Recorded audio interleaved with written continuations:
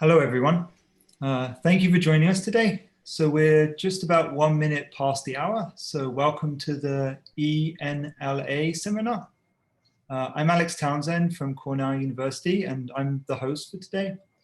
So if you would like to ask a question during the talk, then you're very encouraged to do so.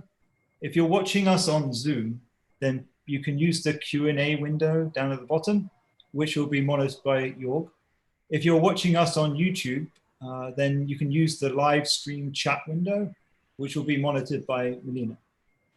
So today we're incredibly honored to have Michael Nunn joining us, who is the chair professor at the Department of Mathematics at the University of Hong Kong. Michael Nunn is a well-renowned researcher in numerical linear algebra, imaging, and the data sciences. He's very well known in the numerical linear algebra community for his contributions to solving structured linear systems and his mathematical and, I guess, computational methods in image processing. In particular, I would like you to draw your attention to his excellent book. It's called Iterative Methods for Triplet Systems. So he's also a Siam Fellow, and he's the winner of the Feng Kung Prize in 2017. This is a prize that's one of the most prestigious research prizes in computational mathematics in Asia. So it's a great honor to have Michael with us. And now I'd like to hand over to Michael for his talk on non-negative low-rank matrix approximation and its applications. Thank you. Thank you, Alex. Thank you. Thank you all the organizers giving me a chance to share my results in the topic that Alex has already mentioned, non-negative low-rank matrix approximation and its application. So this talk is described the joint work with several collaborators from China and also from De Mons, my former postdoc, Dr. Pan, and the research is supported by Hong Kong Research Grant Council. Okay, here's the outline of my talk. We'll first introduce the classical MMF, non-negative matrix factorization. And then I will talk about some new development. I call it non-negative low-rank matrix approximation. And then present some examples and some other research work. And then finally, some concluding remarks are given. There are many applications in non-negative data matrices. One of the fundamental book contain the theoretical and computational results on non-negative matrices in mathematical science. It's by Berman and Pillmans. So you can, in this book, you can find many interesting and very results in theory and in applications. Let me give you 3 examples so to demonstrate why non-negative matrices are important. For example, in the image analysis, so if you deal with the images, the pixel values are non-negative. So so that means you have an image data matrix, then you can do image processing or even for clustering and recognition. And another example is on the text mining.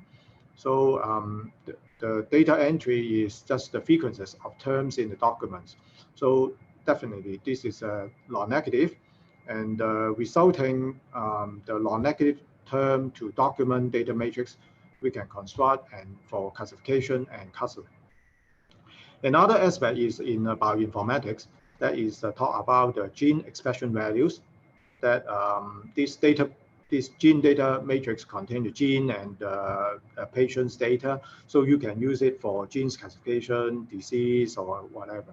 So these are 3 typical examples that people always use it for non-negative data matrix and applications. So what is the MMF, non-negative matrix factorization? This is studied for some time, and one of the classical paper back to 1994. But I'm sure there's some earlier paper, but I think in this paper you start to this MMF research.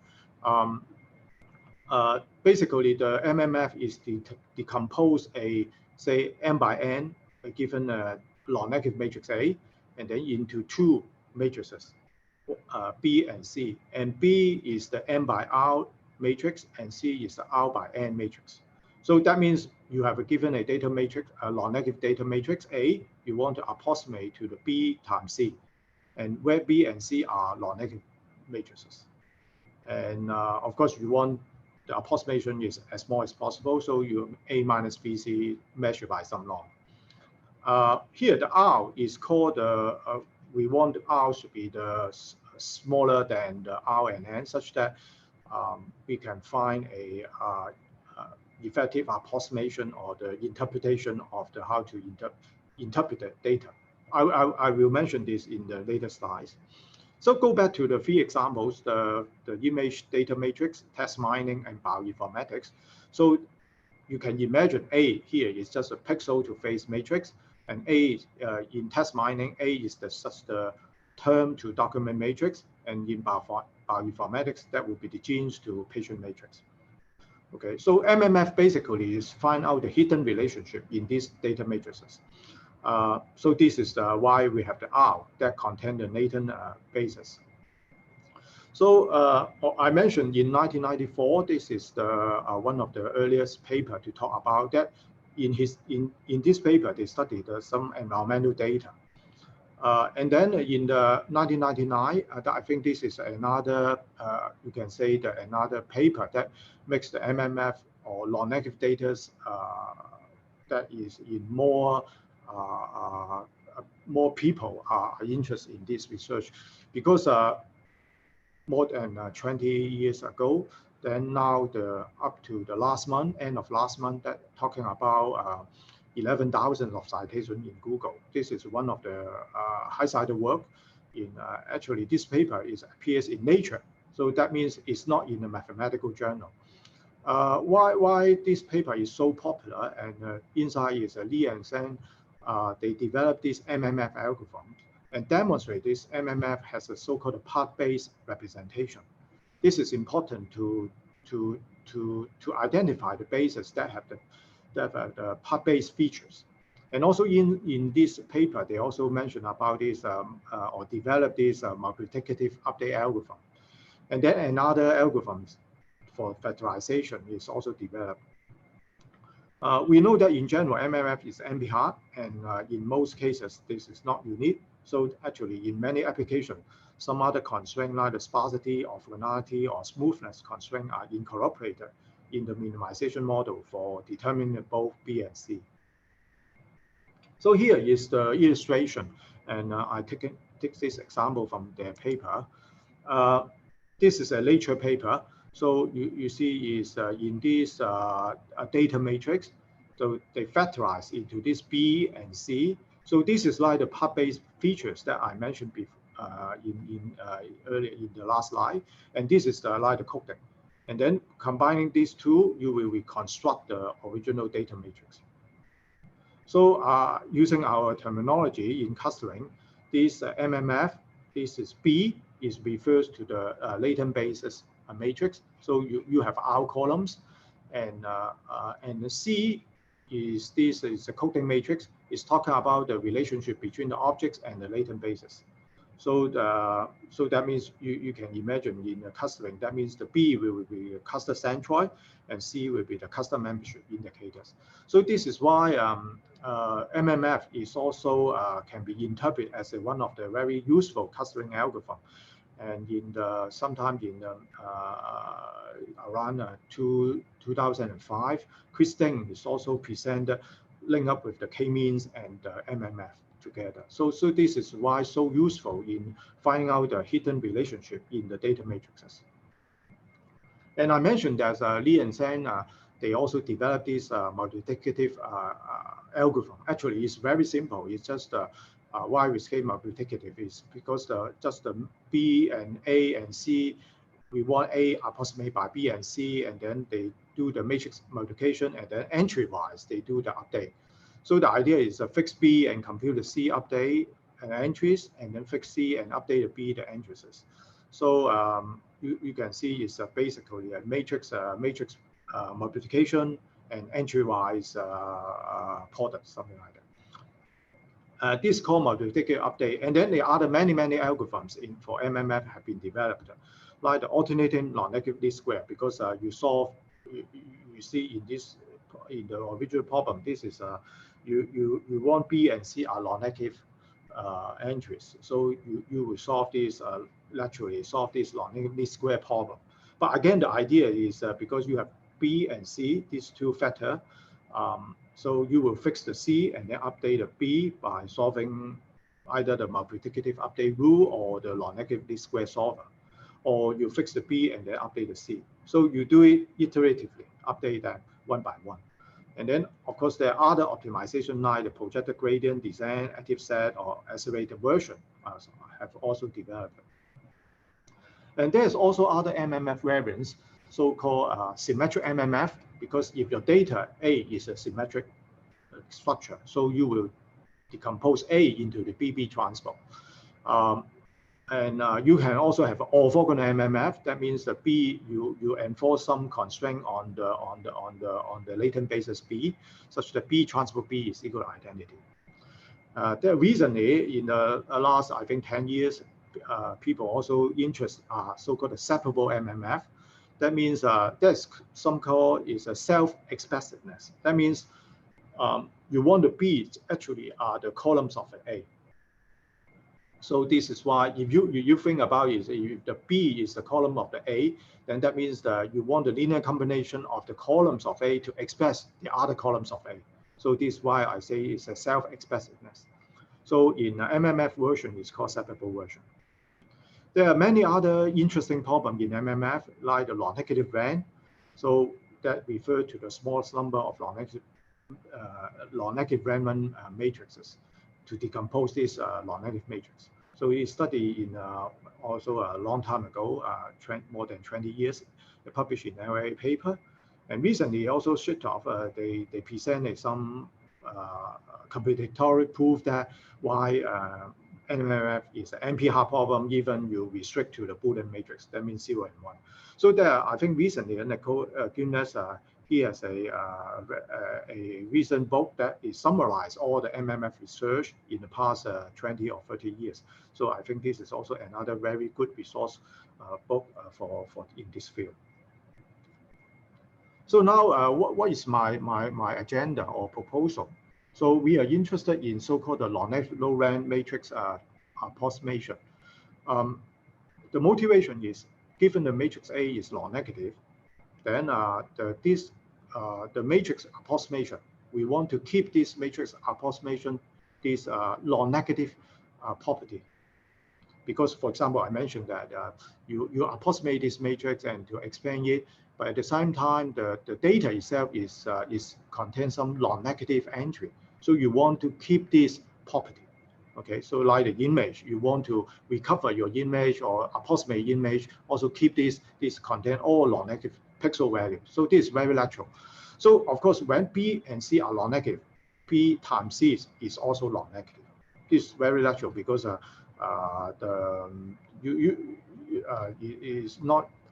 it's very reasonable to assume in this to factorize A into the form B and C, and at the same time assume B and C are non-negative. But the question is, it's not necessary both B and C are non-negative. Actually, you only want is the B times C is non-negative, because you want the final approximation is close to A and keep this non-negative property. So this is our agenda. We want to see why the non-negative matrix approximation cannot be discussed in the earlier papers. Actually, when you look at the previous, the earlier papers, they do not discuss why we cannot consider B times C is a non-negative. So because of this answer, because of this reason, we say our agenda is try to find the B times C together. So this is why I call it low-rank matrix approximation. And this is somehow different from the classical MMF approach. Mathematically, we formulate the problem in the following ways: is we still minimize the A with our approximation X. That means A minus X should be close enough. But at the same time, the rank R, the rank of the matrix X is R, and this is also non-negative. So this is why we do not, it's not necessary we consider the B and C two variables, you can say two matrices of two products, or the two matrices multiplied together to approximate A. We directly say that we want a low-rank matrix. This is also non-negative in the approximation. So you will see that is the constraints are less restricted, because if you replace this X by B and C are non-negative, of course this will be more restricted. Now this is less restricted. So in some sense, you expect that this kind of low-rank matrix approximation should be better than the original MMF approach. Another I think is why we consider this problem is we think that because after if you get this X, then you can admit this matrix singular value decomposition, because this is still a matrix. You can decompose U and sigma V transpose. Even U sigma V transpose, they are not necessarily non-negative, but what we want is just X, the final matrix is the non-negative. So, but in any case, this X, we can decompose it, then that means we have the singular values of the X contained in this diagonal matrix in the descending order. So that means we can identify the important singular basis vectors based on the singular values. But if you look at the original this MMF approach, you will see that is we of course we have the optimization approach to try to find out the B and C column by column, row by row, but there's no hint about which column is important. Okay, we just compute a B and C, and then their product should be close to A. That's all. So there's no hint about any important features in this MMF. So this is why we think that this new agenda or new formulation for this non-negative low-rank matrix approximation maybe give us some more information, in particular in the data science problem, because we can identify the important features for our usage. So the question is how to solve this problem. Of course, I mentioned that in the earlier papers for MMF or for this non-negative data matrix, it seems that this approach is not considered. So that means there's no, you can say, the algorithm proposed in the literature.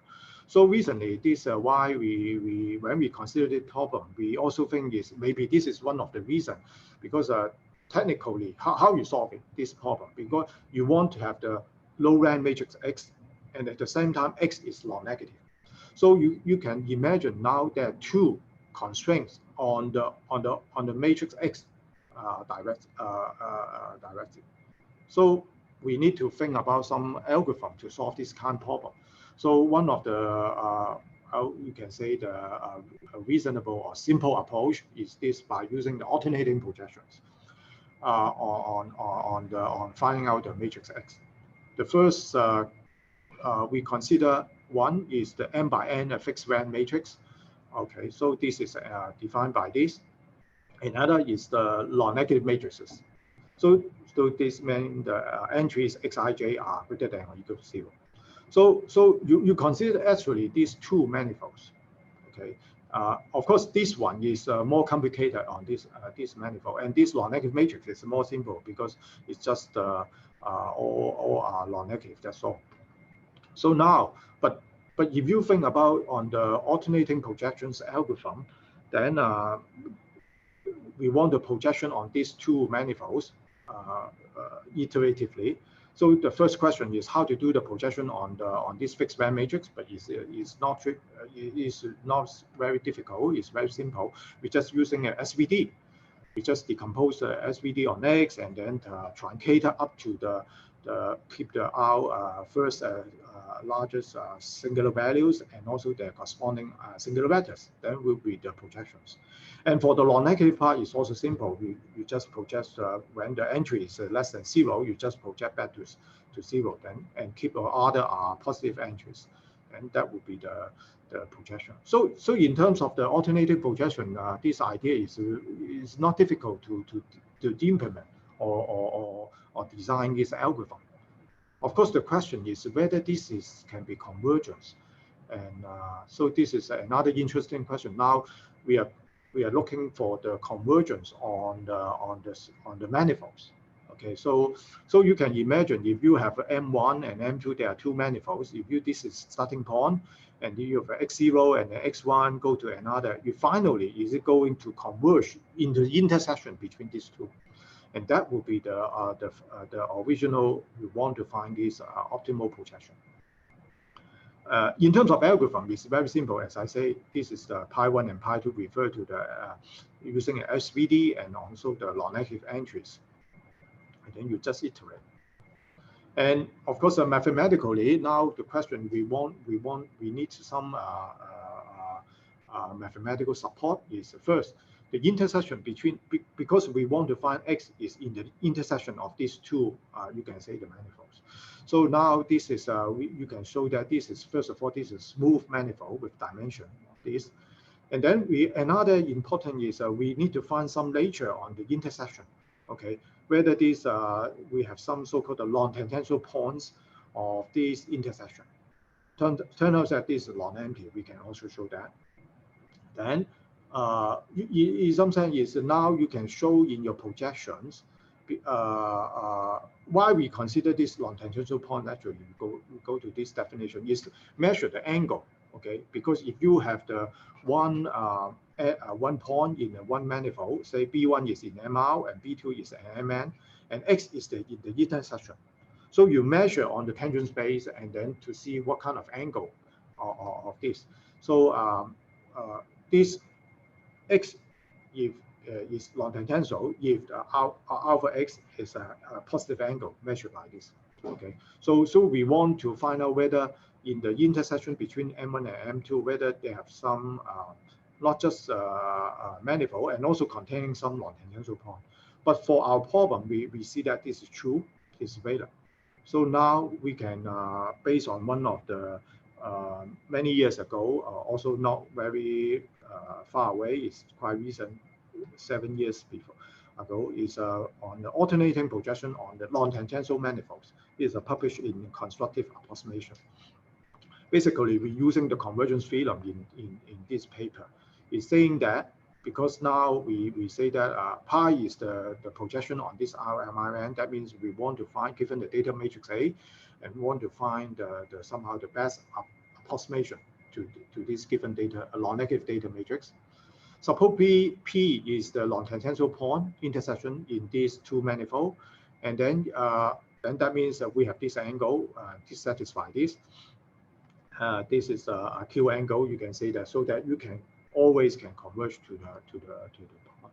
So assume this A, this given initial data matrix, non-negative data matrix is within the ball on this non-tangential point. Then the sequence, okay, generated by this alternating projection algorithm will be converged into a point in this intersection of MRN. And also this is close to the what we want to find out, the so-called optimal projection. And so this is somehow we cannot say exactly converge to the pi A, because you can imagine pi A is not a unique, okay, because there can be many possible solutions, because now is the constraint is not on the convex set, so you don't expect that is true. But we find that there's converge and there's close to this one of the so-called optimal projection. So at least we can guarantee somehow the convergence of the algorithm, and you can find the solution quite close to this optimal projection. And let us present some numerical example before we go to other research work. So we compare some of the, mainly we want to see what is the performance compared with the classical MMF.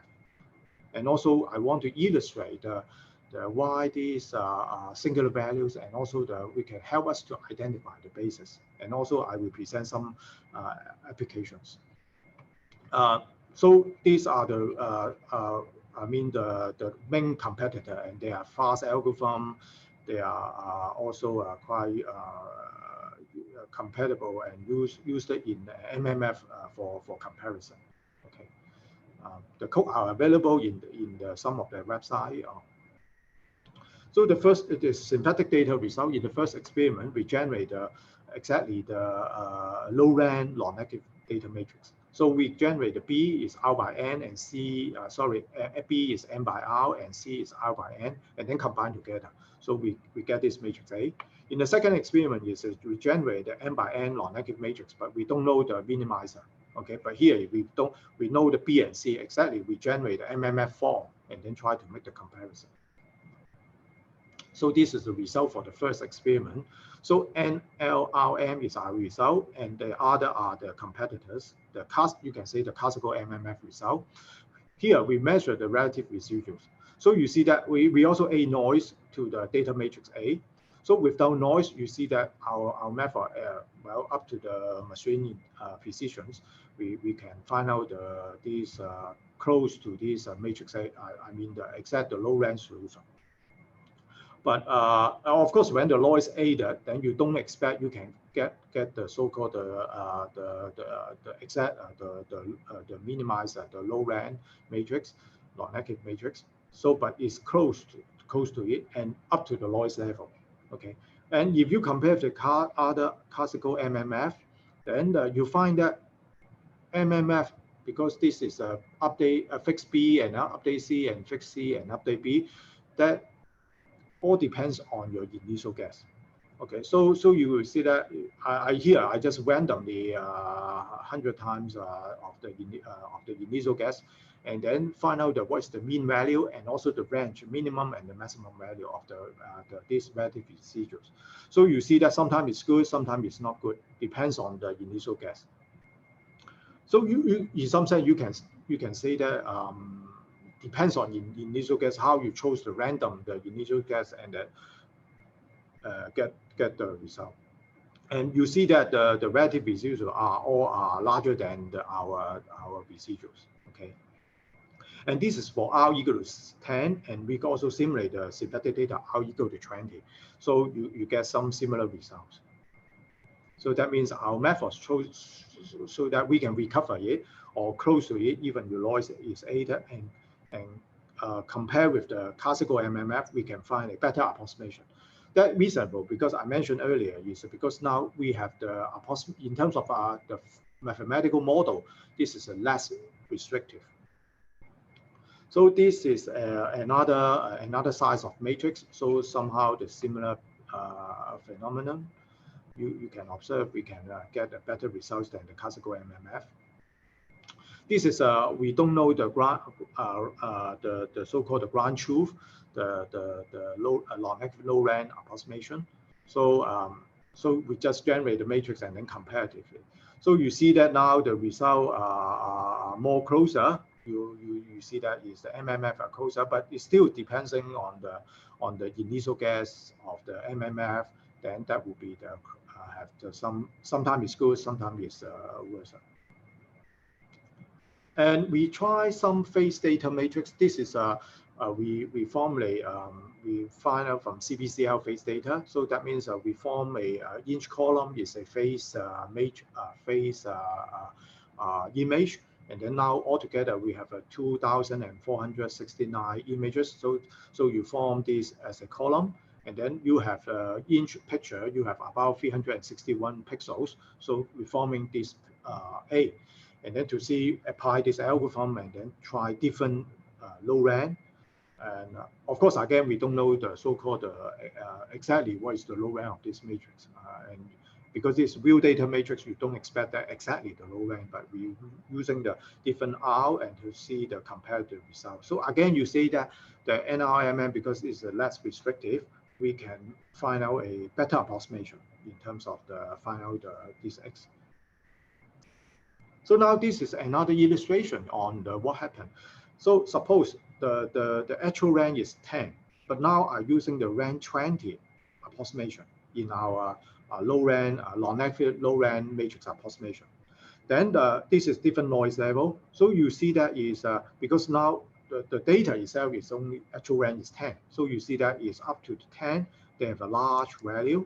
Then after after for R greater than R, that will be lower. So this red is our MMF result. Sorry, is our non-negative low-rank matrix approximation.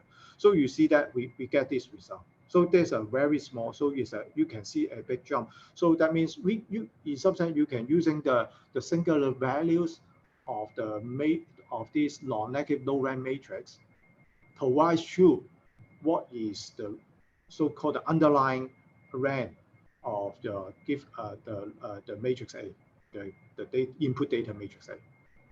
Of course, if you try some noise, then of course that will be the gap will be smaller compared with the actual rank is 20. This is another example. If the actual rank is 20, but now you're using the R, you can identify it.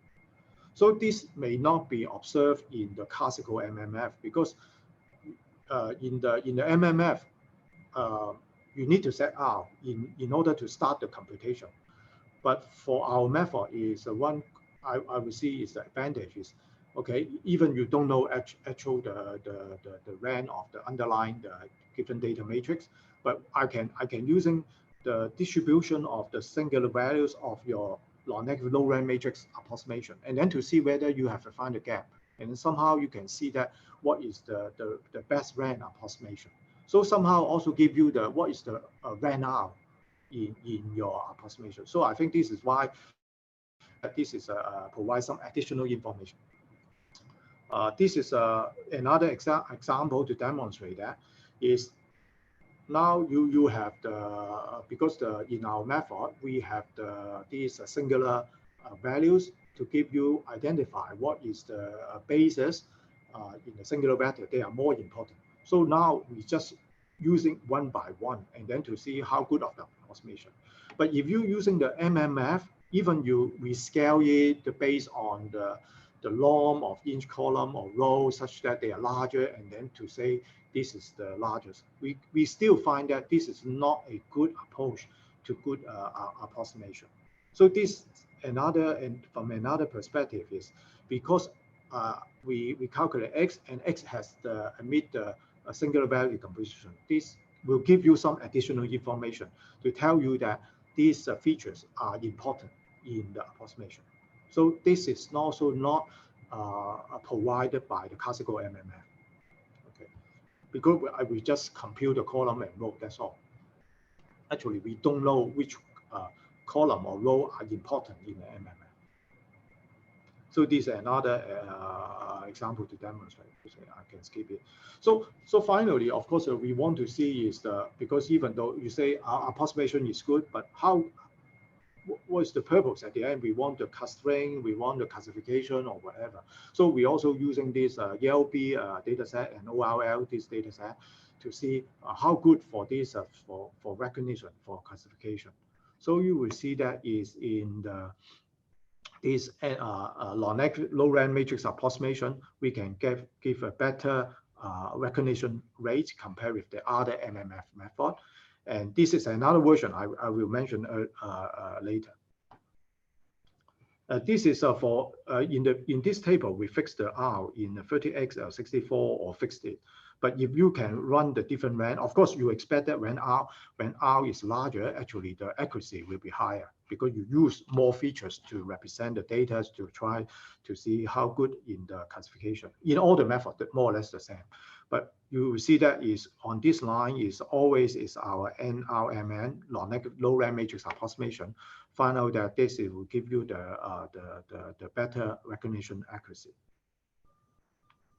And this is the face recognition data.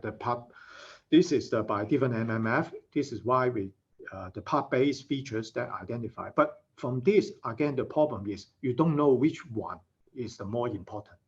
Okay, because in the classical MMF, we don't know which one is we just compute the column and row, that's all. And even though these are part-based, but you don't know which one is the better. But in our approaches, even though we do not find the part-based, but somehow we find the basis is this one is important than this one and this another. So we know what is the ordering or how important they are one by one. Okay, so I also want to show some other application results. So this is a document clustering I mentioned in test mining. the terms and documents. So again, this is to tell you that our approach is better than MMF. The size of this matrix is about 9,000 to 36,000 something. And there are two measures. One is accuracy, one is NMI. This is the normalized mutual information. So I skip this slide because I want to keep the time. So this is a symmetric MMF. So we compare with the symmetric, the non-negative low-rank matrix approximation. So here the first row is the original cluster. Visually you can see it, but they are in some different geometric way. So the first another 3 rows, these 3 rows are the MMF. So this is symmetric version, this is a non-symmetric version. So you can still use it because now this is for graph. You build a graph data. So this is you can express it into the symmetric MMF form.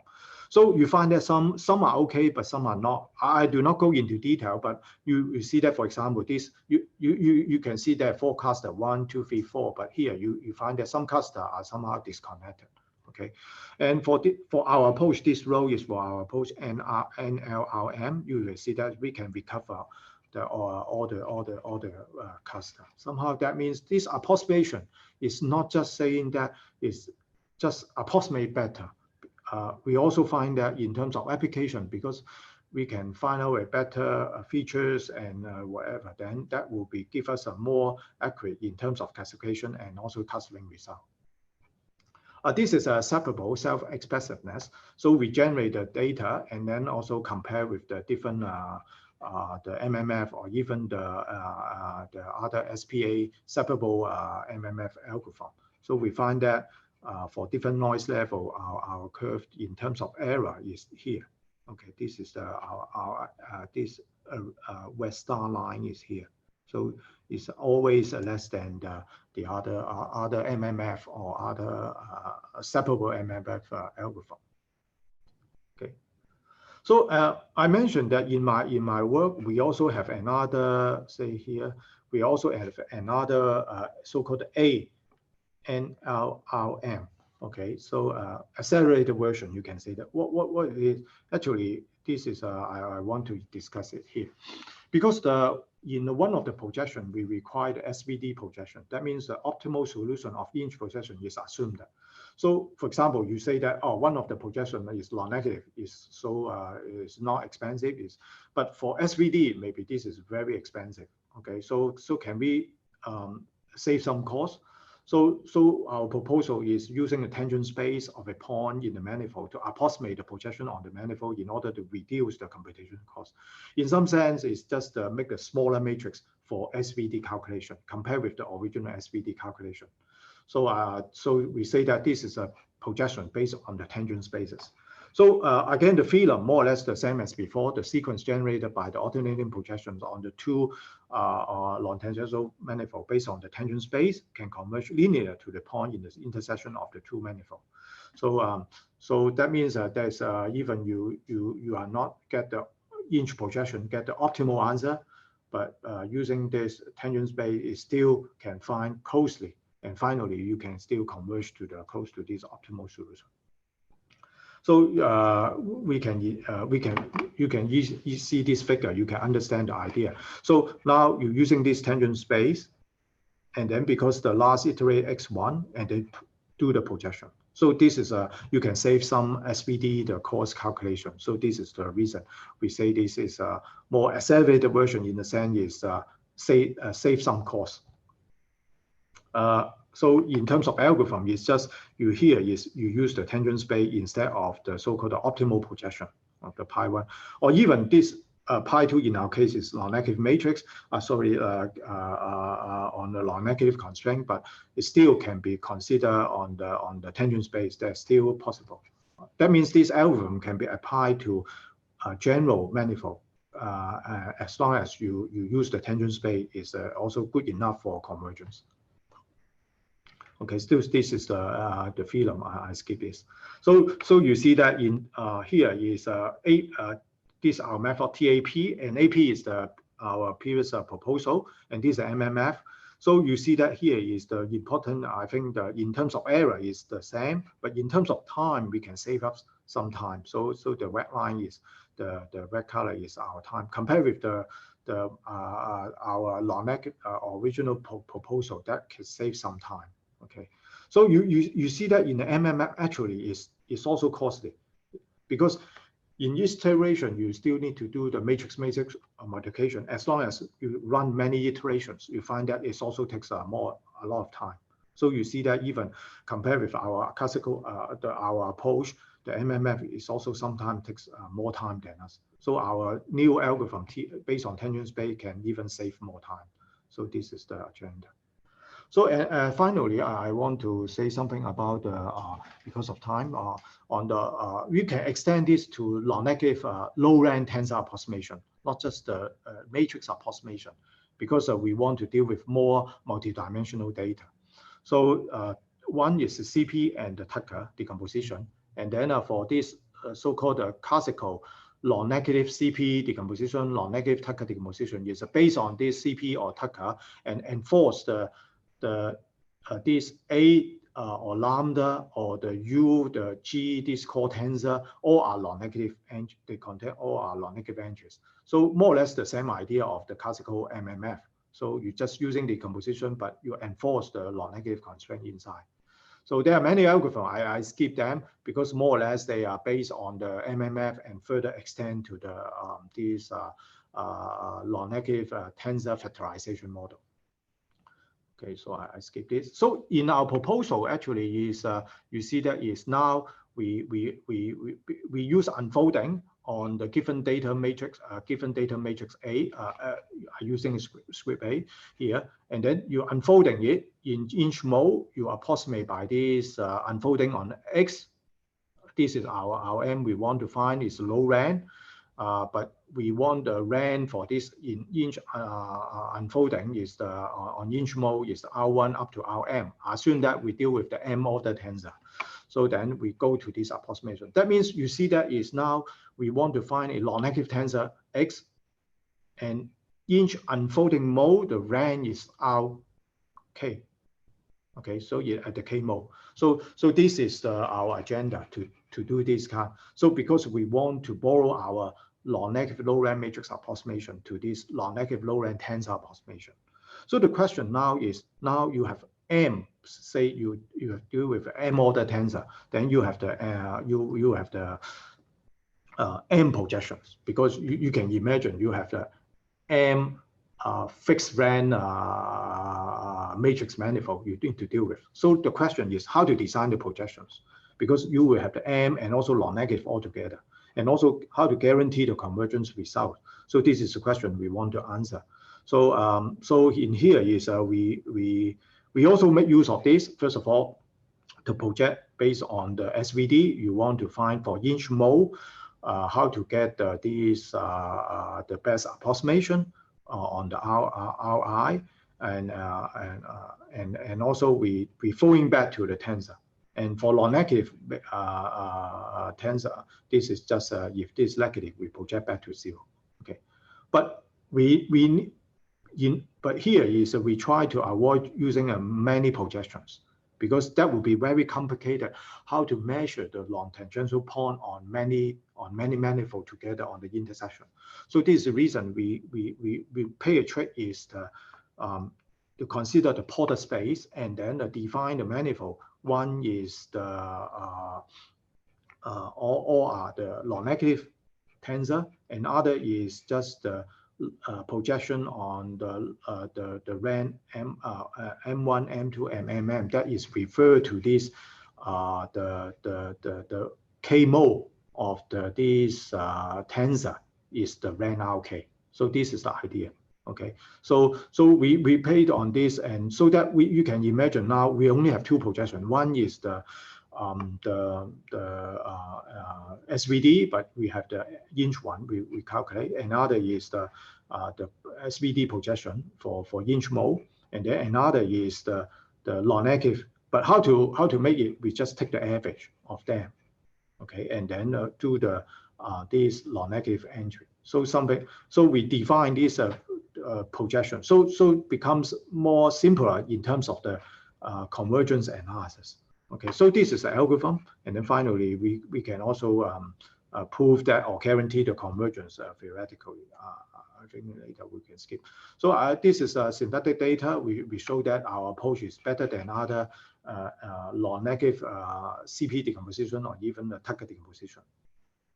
And this is also for different RAN. I don't. This is for hyperspectral data, remote sensing data. So we also do some different RAN. We can get a good approximation result. So here is you find the approximation, and then you will see that this is by non-negative tensor factorization, and this is also, and then this is our approach. So this is our original data. So you said clearly, you see that it's more clearly because this is a better approximation. So again, you can see. So this is a much better in terms of PSNR or SSIM. Okay, and also we show that for hyperspectral data, we can do using this non-negative low-rank tensor approximation to help us to do the classification. So here is the result compared with the other non-negative tensor factorization. So finally, I think I need to give the concluding remark because of time. So one of the problems that we are interested to do in the next step is to see, because I mentioned the singular values of our approach. So the important is we find that is somehow the non-negative RAN or the singular value distribution. Even you start from your RAN equal to 10 to 11 or 12, etc. You find the spectrum, the singular value more or less the same. So it somehow is very stable in the calculation. So that means somehow from the RAN R to R plus 1, somehow these approximations should be highly correlated, and that should have some relationship. So this is also exactly we want to explore, because this will be very important when we study the so-called non-negative RAN problem. Another interesting is how to deal with the other norm instead of Wheeler's norm. Another, how to design the efficient algorithm for finding optimal solution, especially for many projection case. Another is for MMF application. We know that is we do not just have one data matrix. We may have two data matrix like image and test, and then you share the sum of the latent basis. So how to solve this kind of the share the latent basis matrix, but in our setting. That means we want to see how our proposed non-negative low-rank matrix approximation can be studied in this kind of so-called transfer learning problem, when the data matrix are shared by the latent basis. So I think that's all. Thank you very much. Hey, thank you, Michael. Can you hear me? I hear okay, you. Good. This is Jörg. Thank you very much for this nice presentation. I was monitoring the question on Zoom, and so the first question comes from Volker Mehrmann. And he also thanks you for your nice talk, and asks if you can give a classification for which applications you would want B and C rather than just B times C. And there's also a related question, I think, on YouTube. Paul Macron asked, in several applications, enforcing two non-negative factors, B and C, is of interest because they're more interpretable, which is useful for further processing. So don't we lose some information if we just return B times C instead of B and C? So can you? Oh, okay. So maybe go back to the earlier. I try maybe because at the beginning. So you see that is because in the MMF approach, we want the B times C together to approximate A. Okay, because A is non-negative, so we must enforce. We make sure that B times C should be non-negative. So one lateral choice is the classical MMF is say that we make B is non-negative, C is non-negative together. So when they times together, of course, it's non-negative. But that will be very restricted. That means you need to enforce both B and C are non-negative. Then of course the product is the non-negative. But in our agenda, we say that no, it's not necessary. That means we only need X is non-negative. That is good enough. So in that sense, this is less restrictive. So because of this less restriction, so in terms of approximation, definitely that would be better. Okay. And also is another way is NMF, you have a B and C. So in the usual algorithm is you need to fix B and then calculate C, or fix C and then calculate B. So because of this, that all depends on your initial guess. So that will be, you will see why in the numerical result, that will be have sometimes it's good, sometimes it's not good. Depends on your initial guess. But in our algorithm, you see that is we fix this, we're starting from this A and then do the projection one by one. As long as this in our setting, we see that is you can guarantee to converge to something as long as the manifold have a non-tangential point. But this is true in our this non-negative low-rank matrix approximation problem. So this is in terms of approximation. So in terms of application, I think there are, I think at the beginning I mentioned that there are many applications in image or test or bioinformatics. Basically, you have the data matrix. You want to find out the hidden relationship in this data matrix. But turns out this data itself has the non-negative property. So from image is a non-negative. Test mining or bioinformatics or even other application, as long as you deal with the non-negative data matrix, then I think this kind of approach can be used to find out the hidden relationship inside. For classification or clustering or for other data science usage. Okay, another question by Daniela Di Serafino. The cost for applying NLRM to large matrices is high, and NLRM is cheaper, but can you say more on its accuracy as the size of the matrix increases? Oh, okay. You mean the accepted somehow the approximated version? Yes. Yeah. Okay.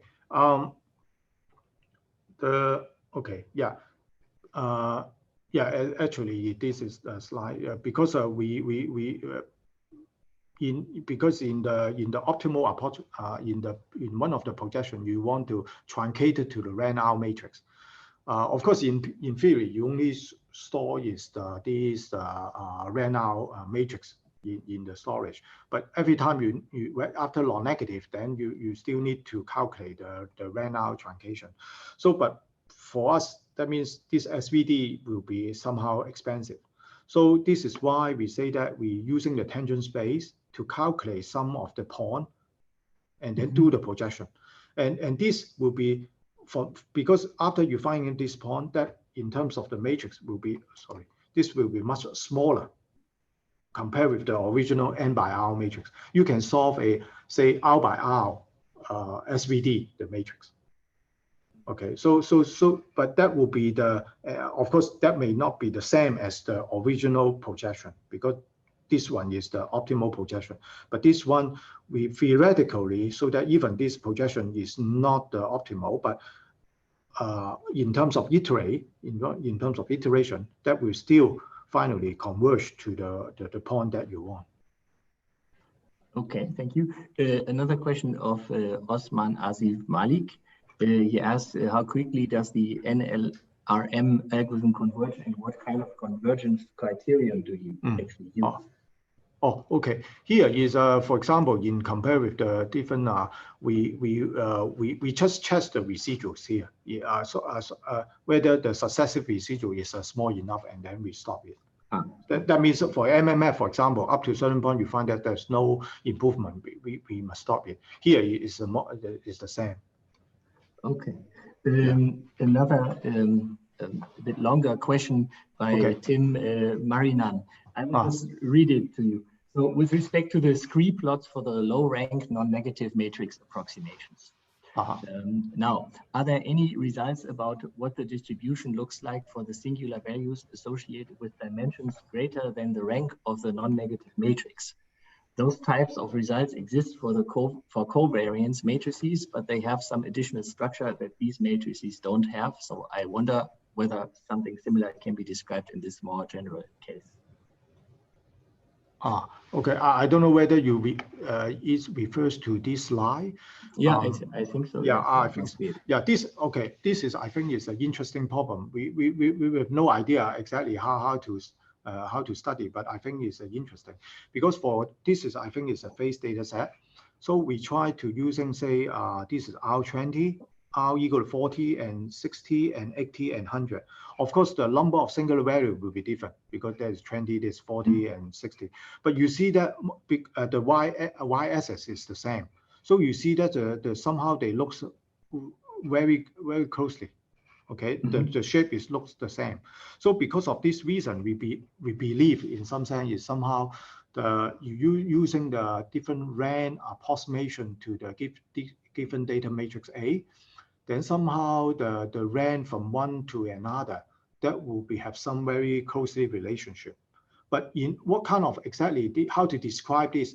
Is it in terms of manifold from the rank R to rank R plus one manifold, whether they're intersection or whatever? I have no idea. This is, I think, to me, is a very interesting question to be studied. Okay, thank you. But definitely, that will be the interesting question because that will help us to study so-called this non-negative rank for the non-negative data matrix. The problem. Okay. I also have one question. Everything was for the Frobenius norm. So can you do also like other norms there in this?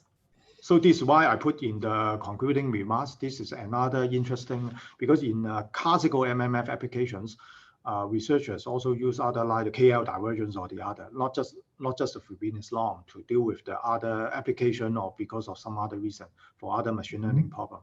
So I think definitely that will be interesting to develop.